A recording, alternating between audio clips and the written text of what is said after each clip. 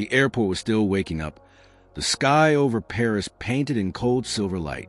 Trolleys creaked, footsteps echoed, and the smell of coffee drifted through the air. Among the early travelers was a tall black man in a gray hoodie, dark jeans, and sneakers. He carried a single, worn-out bag and spoke soft French to the steward, who checked his boarding pass. "Have a good flight, monsieur," the steward said, barely looking up. He smiled, nodded, and disappeared into the boarding tunnel. Far away, in the heart of Ouagadougou, the morning was already full of life. Barefoot children kicked a tattered football on red earth. A woman swept the dust from her shop front, humming an old folk tune. Somewhere in that same city, posters of President Traoré hung proudly on walls and poles, the man who had promised to lead with humility. But no one at Charles de Gaulle Airport that morning would have imagined that the quiet man in the hoodie was him.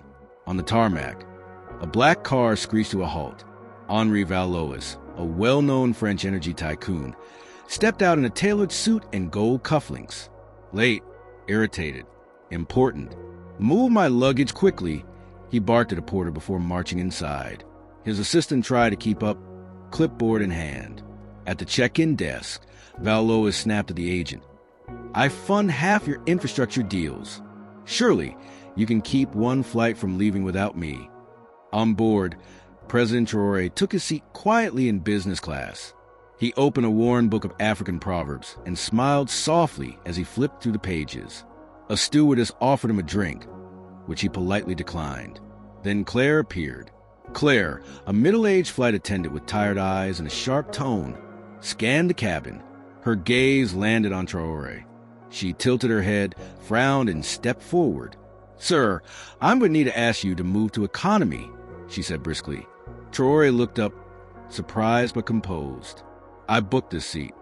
She gestured toward the aisle. "Yes. Well, we have a VIP guest, Mr. Vallois, who needs this space. Please, sir." Traoré paused. The cabin was quiet. A baby cried faintly in coach. The engines hummed. He closed his book, looked Claire in the eyes, and said calmly, "No." Claire blinked. "Excuse me, I will not give up my seat." Passengers nearby turned to look. An elderly Burkinabe man sitting across the aisle leaned closer to his wife. "He looks like, no, impossible," he whispered. "Presidents don't fly alone." In the front of the cabin, Vallois entered, trailed by his assistant. He looked around impatiently. "What's the delay?" he barked. Claire, flustered now, turned to him. "It's being resolved, sir. Just a moment." But Traoré didn't budge. His back was straight. His hands rested calmly on his knees. His gaze didn't shift. The assistant leaned in and whispered something to Vallois, who scoffed. "I don't care who he is. This is why we need private jets." A few rows back, a teenage passenger slowly raised his phone and began recording. No shouting, no anger, just a quiet, unshaken refusal. The plane moved down the runway, lifting off into the pale sky. At 30,000 feet, the tension lingered. Claire kept glancing back at the man in the hoodie, her face stiff with unease. Traoré stared out the window, watching clouds drip beneath them. He remembered the mango trees he had planted with children in the north, their laughter rising like music in the wind. He remembered the motorbike rides with local farmers through the bush, dust in their eyes, purpose in their hearts. He remembered the promises he made, to lead with the people, to never place himself above them. In the sterile, humming silence of the aircraft cabin, that promise held its ground. By the time they began their descent into Ouagadougou, whispers were already spreading down the aisle. The same elderly man who had spoken earlier now looked certain. He reached for his wife's hand. "It is him," he said, eyes shining. "That's our president." Claire stood frozen by the galley, her knuckles white on the service cart. Vallois, half asleep and smug, sipped champagne. Traoré closed his book and smiled to himself. He didn't need to prove anything. He only needed to arrive. The heat greeted President Traoré like an old friend the moment he stepped onto the tarmac in Ouagadougou. Dry, familiar, and full of memory. He pulled his hoodie down, letting the sun warm his face as a line of passengers slowly shuffled into the terminal. No red carpets. No camera flashes, just the dusty hum of air conditioners, the clatter of luggage wheels, and the chatter of local tongues.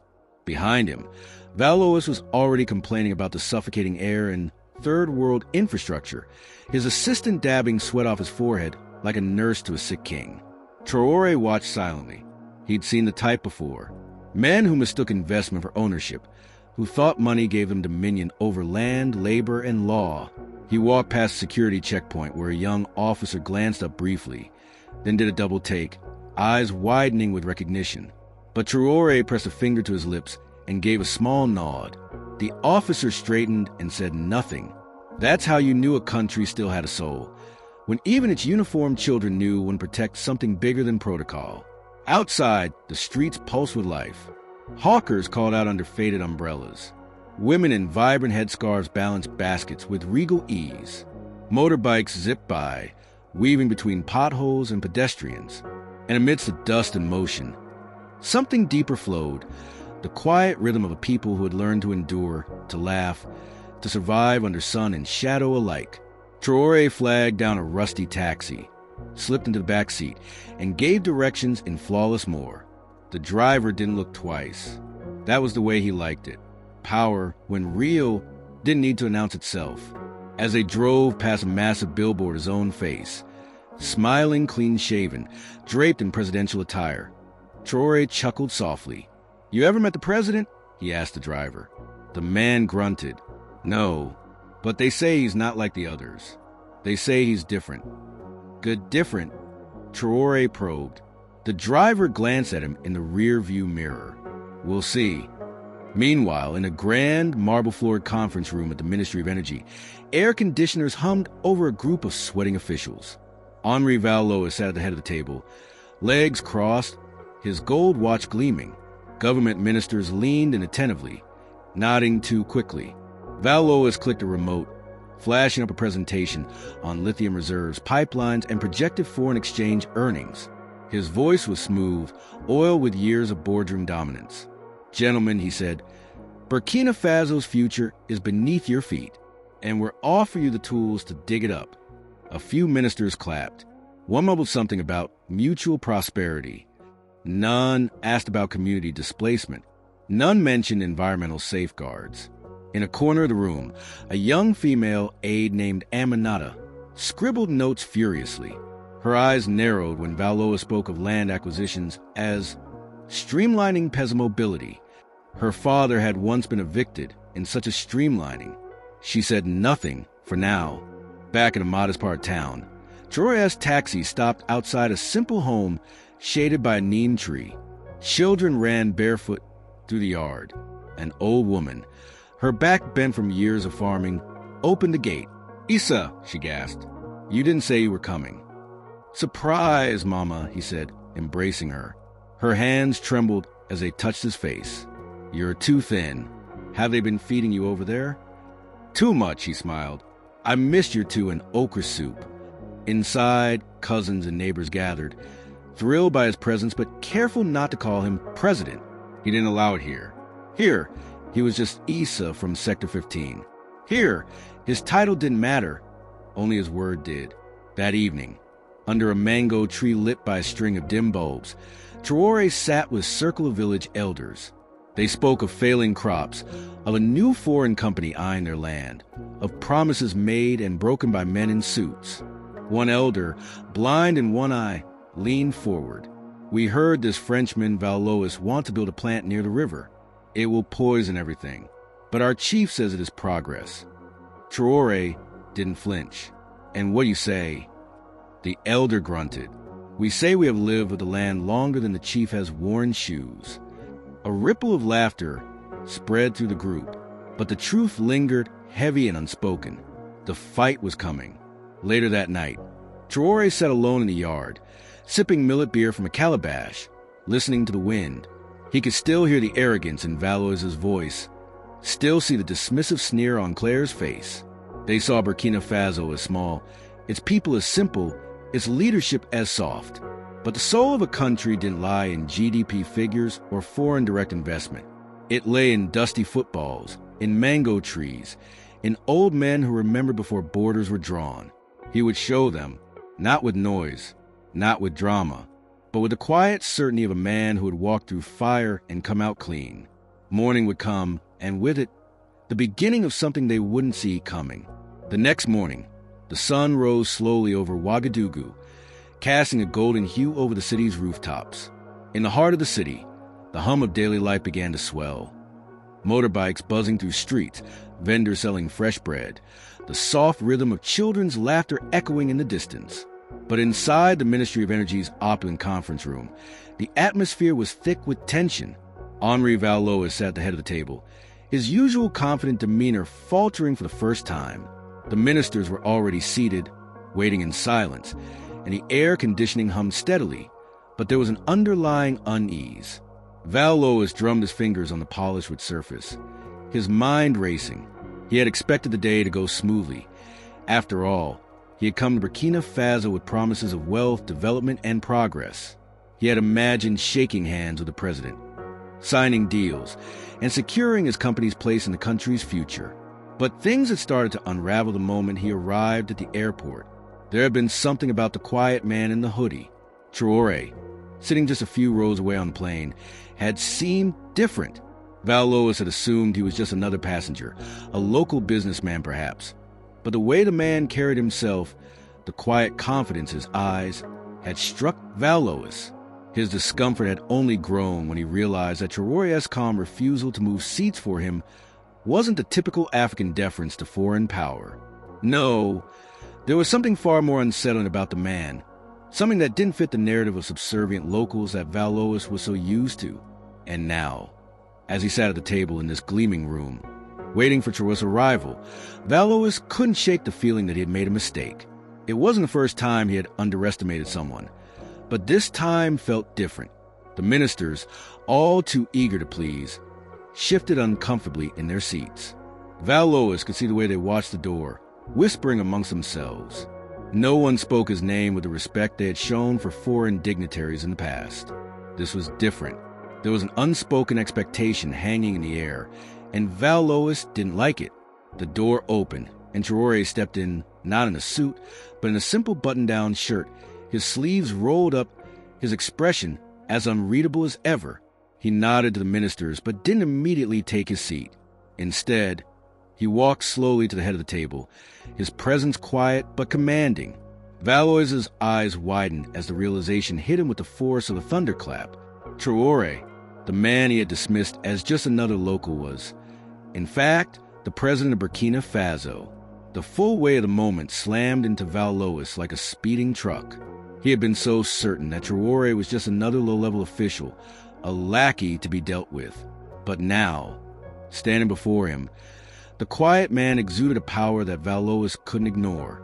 He had crossed a line he shouldn't have. The humiliation hit him like a cold splash of water.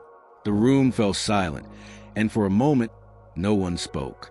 Traoré didn't waste time. He sat down, his eyes meeting Vallois' with a calm, almost pitying gaze. "Henri Vallois," he said, his voice low but firm, "I see you've been busy making plans for my country." Vallois blinked, his throat tightening. The words came out with an edge of arrogance that he couldn't mask. "Mr. President," he began, forcing a smile, "I'm sure we can work something out. My company has the resources to help bring Burkina Faso into the modern world. All I ask is that you trust me to guide this process." Traoré's lips twitched, a small, knowing smile curling at the corners. "Trust is earned, not demanded," he replied, leaning back in his chair. "And from where I sit, you've yet to prove you understand the people of this country." Vallois' face reddened, the smug confidence slipping away. He had expected the usual flattery and sycophantic behavior from the ministers, but they were watching now with silent curiosity, and he couldn't manipulate them the way he was used to. This wasn't a boardroom in Paris.